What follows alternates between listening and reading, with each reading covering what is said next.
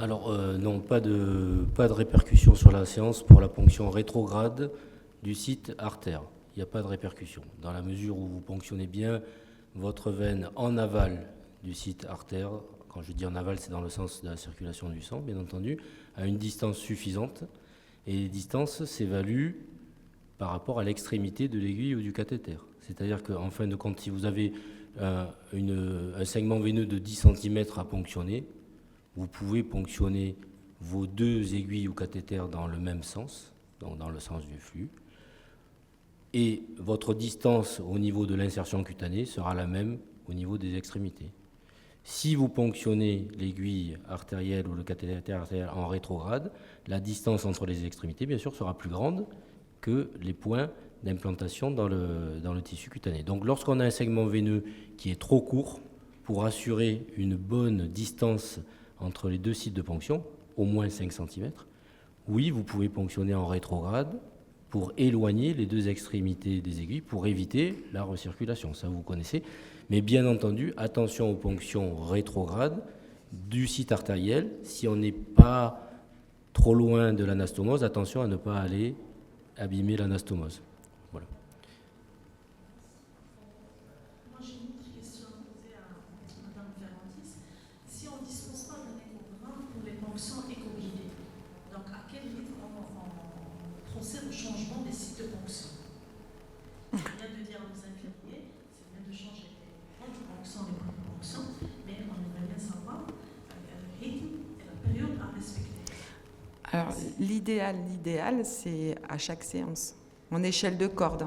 Ça veut dire qu'en fait, dans le tronçon qu'on a, on a la position basse, moyenne, intermédiaire et haute. Et normalement, à chaque séance, on devrait faire basse, moyenne, haute, basse, moyenne, haute. Et après, à quel moment, alors Jean-Yves, tu préciseras peut-être, justement quand on a des anévrismes, on a des zones cicatricielles qui sont blanches, ou on a des lésions cutanées qui cicatrisent mal. Donc tout ça, ce sont des indications pour changer les points de ponction. C'est important de regarder comment justement a cicatrisé le point de ponction par rapport à la dernière fois. Ça, c'est très important. Et donc du coup, c'est important de ne pas retourner dans la même zone. Il faut changer de zone. Le plus embêtant, c'est quelque chose, il faut vraiment éduquer les patients. Leur dire, c'est moi qui vais évaluer où est-ce qu'il faut ponctionner, mais dès le départ, parce que c'est quelque chose qui s'installe chez le patient. Non, c'est là, ici qu'il faut me piquer.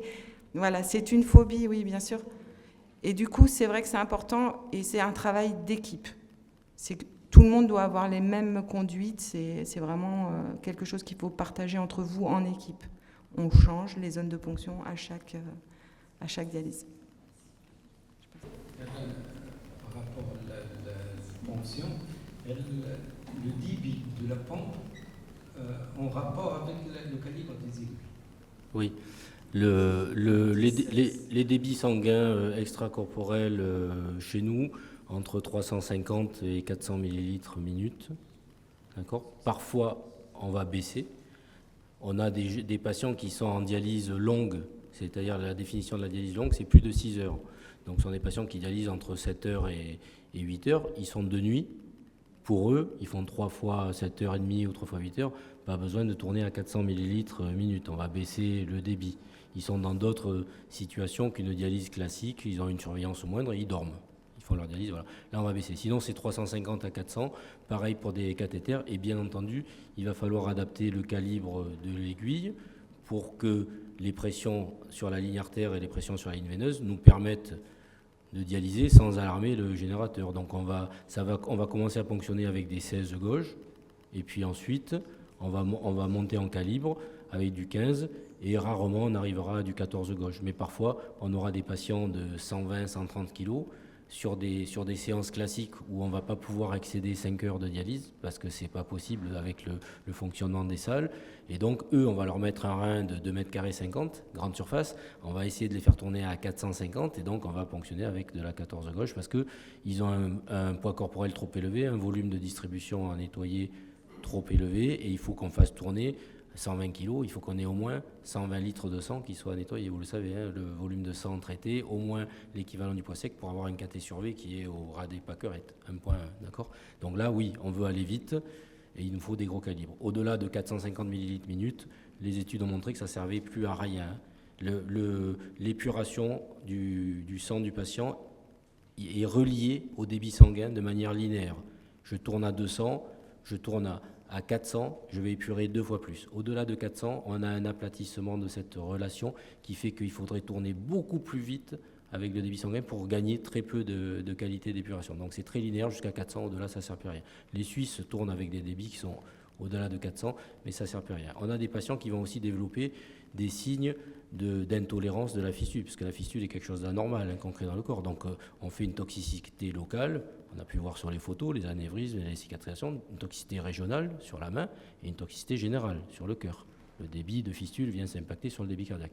Donc on a des patients qui vont avoir des douleurs de la main pendant la séance de dialyse, parce que la séance de dialyse, c'est un exercice musculaire, comme la marche pour un artériopathe des membres inférieurs. Là, on aura un exercice musculaire pour un artériopathe du membre supérieur. Et donc, chez eux, on devra baisser le débit, parce qu'on diminuera la douleur distale d'ischémie en baissant le débit. Et parfois, certains patients auront une meilleure tolérance hémodynamique et sur la pulsatilité en baissant le débit. Chez ces patients-là, on ne pourra pas tourner au-delà de 300. Voilà. Sinon, 350 à 400. Et plutôt du 15 gauche en moyenne. Et on utilise essentiellement des cathéters, des clampes 4 sécurisés, donc des cathéters souples.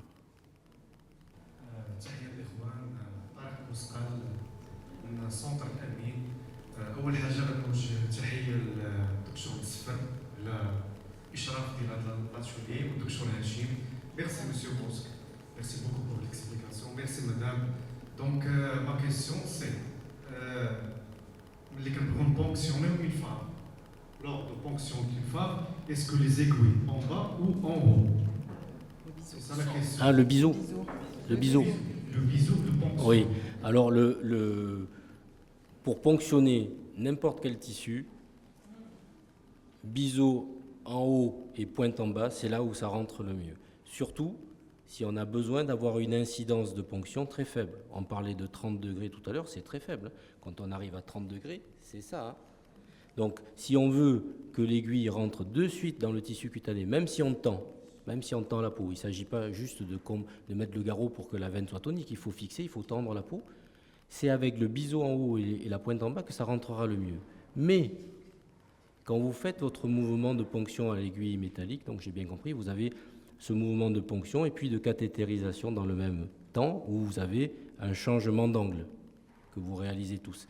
Si on n'a pas affaire à une veine de fort calibre, si la veine est plutôt petite, si on a moins de 6 mm, parce qu'elle est limite, c'est avec le biseau en haut et la pointe en bas qu'on aura le plus de chances d'aller accrocher la paroi profonde de la veine. Et des fois, vous le sentirez. Des fois, vous sentirez que j'ai accroché et je me décroche. Donc, j'en reviens à ce que je disais tout à l'heure. Dès que vous agressez la paroi de la veine, donc vous rentrez dans la paroi superficielle, vous avez agressé. Il y a un caillot qui se met dessus, il y a un clou plaquettaire. Les plaquettes sont déjà là, pas besoin d'attendre quelques secondes. Elles sont dans la circulation, elles se fixent là où l'aiguille rentre dans la veine. Si vous accrochez la paroi profonde, vous faites une petite lésion sur l'endothélium. Si vous transfixiez, tant pis, c'est le moins grave, parce que vous êtes des professionnels. Vous venez d'exploser la veine, il y a un hématome, vous défaites le garrot, vous comprimez, vous savez quoi faire. Le plus grave, c'est d'accrocher la paroi profonde, de l'avoir senti ou pas, parce que des fois on ne le sent pas, et d'aller faire autre chose. Pourquoi c'est le plus grave? Parce que cette entaille dans l'endothélium que vous venez de faire, elle est réparée immédiatement, comme le trou que vous avez fait dans la paroi superficielle, par des plaquettes. Dans les secondes qui suivent, il y a le deuxième temps de l'hémostase, c'est-à-dire le fibrinogène qui vient se dégrader pour faire de la fibrine. La plaquette est remplacée par de la fibrine et il y a un patch cicatriciel de réparation. Il y a un caillot qui s'est mis en bas pour cicatriser la petite éraflure dans l'endothélium. Et puis, on branche, on fait toutes ces vérifications et la plupart du temps, sauf exception, on anticoagule le circuit et donc le patient. C'est une anticoagulation systémique du patient avec un fibrinolytique. Et ce fibrinolytique, il va donc résorber le patch, le caillot qui s'est mis sur l'entaille. C'est pour ça qu'on n'a pas ces caillots qui restent autour du trou de l'aiguille sur la paroi superficielle, c'est parce que l'anticoagulation du circuit lise, dégrade ce caillot, et elle va aussi dégrader la réparation qu'on a fait sur la petite entaille. Et là, vous allez partir brancher le patient suivant, ou bien aller faire la pause si c'était le dernier patient, et 10 minutes après, ça va alarmer le générateur, vous allez venir, vous ne savez pas pourquoi. Si le patient est un patient qui a l'habitude de dormir et de se couvrir le visage, il aura peut-être pas mal, et donc on va perdre du temps pour savoir ce qui se passe avant de voir que le bras est en train de gonfler, et l'hémorragie sera beaucoup plus importante parce qu'on a perdu du temps. Ça ne s'est pas passé devant nous comme sur une ponction transfixiante, et le patient est en plus anticoagulé. C'est pour ça que nous, on va préférer ponctionner avec le biseau en bas et la pointe en haut. C'est ce qui permettra dans ce mouvement que la pointe, qui est la partie la plus dangereuse de l'aiguille, soit le moins en contact avec la paroi profonde. Voilà. Merci beaucoup.